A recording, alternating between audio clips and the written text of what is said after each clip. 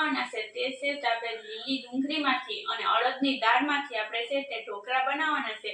તો તે કઈ રીતના બનાવો તે હું તમને બતાવવાની છું, જેથી કરીને બ્લોગમાં કન્ટિન્યુ રહેજો અને નવા હોય તો ચેનલને સબસ્ક્રાઇબ કરી દેજો અને લાઈક કરી દેજો, કેમ કે આપણે તેની અંદર નથી ધાણા નાખવાના કે નથી આપણે ભાજી નાખવાની, છતાં પણ છે તે નાસ્તા માટે છે તે કેવા સરસ મજાના ઢોકળા બને છે તે હું તમને બતાવવાની છું, જેથી કરીને બ્લોગમાં કન્ટિન્યુ રહેજો। ને એક વખત જે ખાશે તે છે તે આ રીતના ચોક્કસ છે તે બનાવશે અને ખાશે પણ તેના ફેવરિટ થઈ જશે। તો નવા હોય તો ચેનલને સબસ્ક્રાઇબ કરી દેજો અને લાઈક કરી દેજો, કોમેન્ટમાં બતાવજો તમને આ વિડીયો કેવો લાગ્યો છે તે। તો આપણે છે તે લીલી ડુંગળીના આપણે છે ઢોકળા બનાવવાના છે, લીલી ડુંગળી અને તેની સાથે આપણે દાળ નાખીને આપણે ઢોકળા બનાવશું। તો તે કઈ રીતના બનાવવા તે હું તમને બતાવવાની છું। તો તેના માટે ને આ રીતના આપણે લીલી ડુંગળીને સુધારી લીધી છે, તેના પાનને પણ આપણે સુધારવાના છે। તો હવે છે તે બધી વસ્તુને છે ને આપણે છે તે બાજરાનો લોટ લીધો છે, જે રોટલા બનાવવાનો હોય છે તે, તો તેની અંદર જ આપણે છે તે નાખી દેશું। આ રીતના આપણે જે ડુંગળી લીધી છે લીલી ડુંગળી તે બધી પહેલા નાખી દઈએ। તો હવે છે લીલી ડુંગળી નાખ્યા બાદ તેની અંદર આપણે છે તે લીમડો નાખવાનો છે, જે સૂકો લીમડો આવે છે તે નાખી દેશું। તેની સાથે આપણે છે તે મરચાં નાખવાના છે। આ બધી વસ્તુને છે તે બધા મિક્સ કરી લેશું, એટલે પછી જ આપણે મસાલા અને દાળને નાખવાની છે, ક્યાં લગન નથી નાખવાનું। તો બધી વસ્તુને સરસ મજાના લોટ સાથે મિક્સ કરી લઈએ। તો હવે છે તે બધી વસ્તુને સારી રીતના મિક્સ કર્યા બાદ તેની અંદર આપણે મસાલા કરવાના છે। તો તેના માટે થઈને આપણે હિંગ નાખી દેશું, તે આપણે અડધી ચમચી જેટલી નાખી દે। તેની સાથે આપણે છે તે સ્વાદ મુજબ મીઠું નાખવાનું છે, ને હવે તેની અંદર આપણે છે તે હળદર નાખવાની છે। તો હળદર પણ આપણે છે તે 1 થી 2 ચમચી જેટલી આપણે હળદર નાખવાની છે, ઝાઝી હળદર નથી નાખવાની। તો આ રીતના આપણે હળદર નાખી દીધી છે। તો હવે તેની અંદર આપણે નાખવાનું છે તે છે તે આપણે ધાણા જીરું પાવડર નાખવાનું છે। તો આપણે તેની અંદર આપણે છે તે ધાણા જીરું પાવડર પણ નાખી દઈએ। તો તે આપણે છે તે 2 ચમચી જેટલું જ નાખવાનું, કેમ કે આપણે છે તે લીલા ધાણા નથી નાખ્યા એટલા માટે ધાણા જીરું પાવડર નાખવો પડે। અને હવે છે તે આ બધી વસ્તુને છે તેની અંદર આપણે છે તે નાખી દેશું, જે અહીં આપણે છે તે દાળ લીધી છે તે અડદની દાળ છે તે આપણે પહેલાંની હોય, બપોરની હોય કે અત્યારે બનાવી હોય તે પણ તમે નાખી શકો છો। તો તે નાખીને આપણે છે તે ઢોકળા બનાવવાના છે। તો આ રીતના આપણે છે તે અડદની દાળ પણ નાખી દીધી। તો બધી વસ્તુને છે તે આ રીતના સરસ મજાની મિક્સ કરી લઈએ। તો હવે છે તે આ રીતના આપણે છે તે અડદની દાળ અને છે તે બધા મસાલાને છે સરસ મજાના મિક્સ કરી નાખીએ આ રીતે। તો હવે તેની અંદર આપણે પાણી નાખવાનું છે, તો તેમાં આપણે પાણી નાખી દઈશું। થોડું પાણી નાખીને આપણે છે તે સરસ મજાનો આપણે લોટ મથી લેશું, એટલે આપણે જે રીતના આપણે મુઠિયા વળી જાય એટલો જ આપણે લોટ નાખવાનો છે, કે કઠણ મુઠિયા વારવાના છે એટલા માટે થઈને। તો આપણે ઢીલા સરાઈ નથી રાખવાનો લોટ, નકર છે આપણે જે રીતના આપણે છે તે મુઠિયા છે તે એકદમ છે તે કઠણ નહીં વળે, એટલે છે સિકાઈ પકડી લેશે। તો આપણે જેમ કઠણ રહી તે જ માટે થઈ અને આપણે છે તે લોટ પણ કઠણ રાખવાનો છે।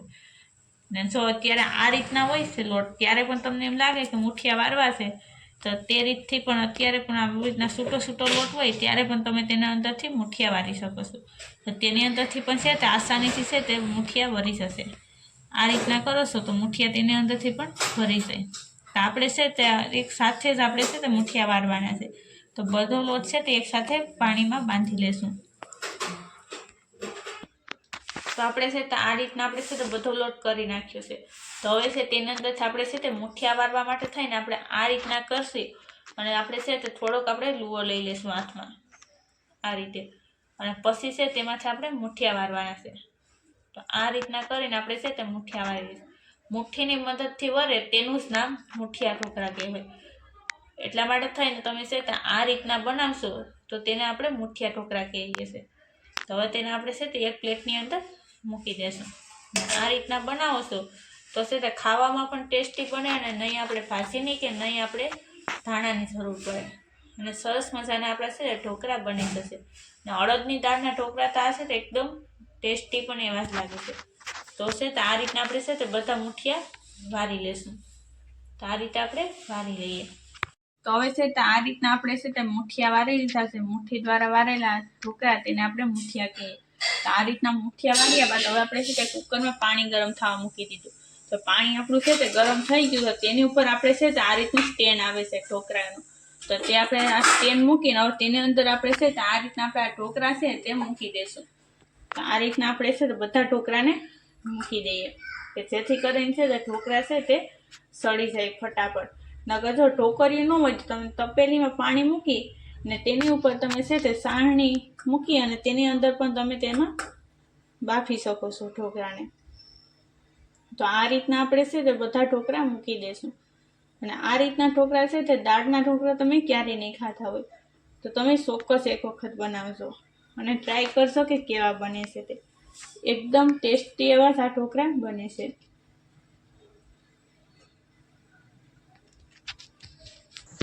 તો હવે છે તો આ રીતના આપણે બધા ઢોકળા મૂકી દીધા છે. તો તેની ઉપર આપણે છે તો આ રીતના આપણે ઢાંકણું પેક કરી દઈશું અને તેને આપણે ઓશમાં બફાવા દેવાના છે. તો તેને આપણે બફાવા દઈશું. તેને આપણે છે તો ઓછામાં ઓછી આપણે 15 મિનિટ જેવું થશે એટલે છે આપણા ઢોકળા પરફેક્ટ બફાઈ જશે. પછી આપણે આગળની પ્રોસેસ કરવાની છે. ત્યાં સુધી કોઈ પણ પ્રોસેસ કરવાની નથી. તો હવે આપણે છે તે 15 મિનિટ થઈ ગઈ તો આપણે છે તે જોઈ લઈશું. આપણે છે તે ગેસને પહેલાં આપણે ઓફ કરી અને હવે આપણે જોઈ લઈએ કે આપણા છે તે ઢોકળા સડી ગયા છે કે રીતે. અત્યારે જોતાં તો એવું લાગે છે કે આપણા ઢોકળા છે તે એકદમ પરફેક્ટ એવા થઈ ગયા છે. તો આપણે છે તે આપણે ચેક કરી લઈશું. આપણે સરીને છે તે નાખી દઈશું પહેલાં તો તેને આપણે છે તે આ રીતના આપણે નાખીએ અને છે ને જરાય પણ ચીપકતી નથી સરી એટલે છે તે આપણા ઢોકળા છે તે પરફેક્ટ એવા થઈ ગયા છે. તો તેને આપણે છે એક થાળીની અંદર આપણે છે તે ઢોકળાને આપણે કાઢી લેશું. તેને પણ આપણે છે તે કઈ રીતના કાઢવા તે હું તમને બતાવું. આ રીતના કરી અને તેને આપણે મૂકી દઈશું અને આ રીતના આપણે છે તે બધા ઢોકળાને બહાર કાઢી લઈએ. તો હવે છે તે આપણે આ રીતના ઢોકળા કાઢી લીધા. તો હવે તેને આપણે છે તે કટ કરવાના છે. તો આ સાઈઝમાંથી આપણે છે તે કટ કરી દઈશું. તો આ રીતના આપણે બધા ઢોકળાને છે તે કાપી લઈએ એટલે છે તે આપણે સરસ મજાના છે તે આપણે ઢોકળાને છે તે આસાનીથી આપણે છે તે બનાવી શકીએ વઘાર. તો આ રીતના બધા ઢોકળા કરી નાખશું. તો હવે આપણે છે તે આ રીતના આપણે ઢોકળાને છે તે કાપી નાખ્યા છે. આ રીતના સરસ મજાનું કટ કરી નાખ્યા.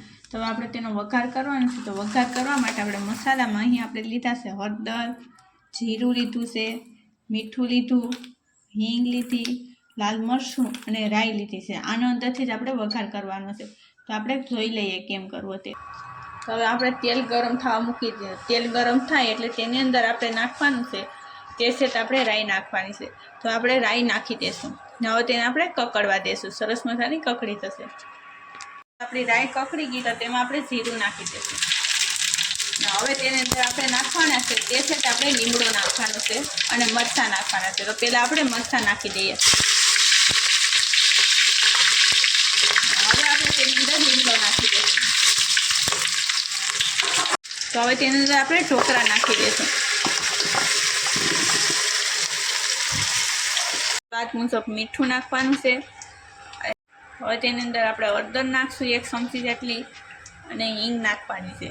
ને તેની સાથે આપણે નાખવાનું છે તે છે તો આપણે લાલ મરચું લીધું છે તે આપણે જરાક જ નાખશું. હવે તેને આપણે છે તે સરસ મજાનું આપણે મિક્સ કરી દઈશું. ઉપર નીચે કરીને સરસ મજાનો બધો મસાલો છે તે એકસાથે મિક્સ થઈ જશે. આ રીતના કરશું એટલે. તો હવે આપણે છે તો આ રીતના આપણે સરસ મજાનું બધી મિક્સ કરી નાખ્યું. તો હવે તમે જોઈ શકો કેવો સરસ મજાનું છે તો આપણા ઢોકળા બની ગયા. તેને આપણે આ રીતના કરશું અને થોડી વાર માટે હલાવતા રહીશું જેથી કરીને ઉપર નીચે છે તો એક સરખા સડી જાય અને પછી તેને આપણે નીચે ઉતારી લઈશું. તો હવે તમે જોઈ શકો કે આપણા ઢોકળા છે તે સડી ગયા. તો વઘાર પણ સરસ મજાના ઢોકળામાં એક્સેપ્ટ થઈ ગયો. તો હવે તેને આપણે નીચે ઉતારી લઈશું. ગેસને કરી દઈશું ઓફ.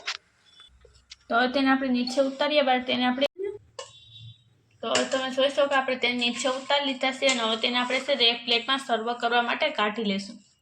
તો આ રીતના આપણે છે તે ઢોકળાને આપણે સર્વ કરવા માટે એક પ્લેટમાં કાઢી લઈએ.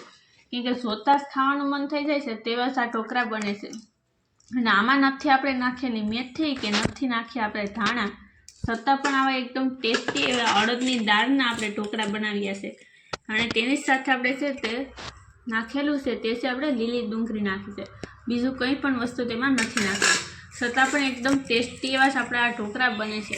અને આને તમે છે તે સોસ સાથે, છાશ સાથે, દહીં સાથે કોઈ પણ વસ્તુ સાથે તમે તેને સર્વ કરી શકો છો. અને નાસ્તા માટે થઈને આપણા આ ઢોકળા રેડી છે. અને નવા હોય તો ચેનલને સબસ્ક્રાઈબ કરી દેજો અને લાઈક કરી દેજો અને કોમેન્ટમાં બતાવજો તમને આ રેસીપી કેવી લાગી છે તે.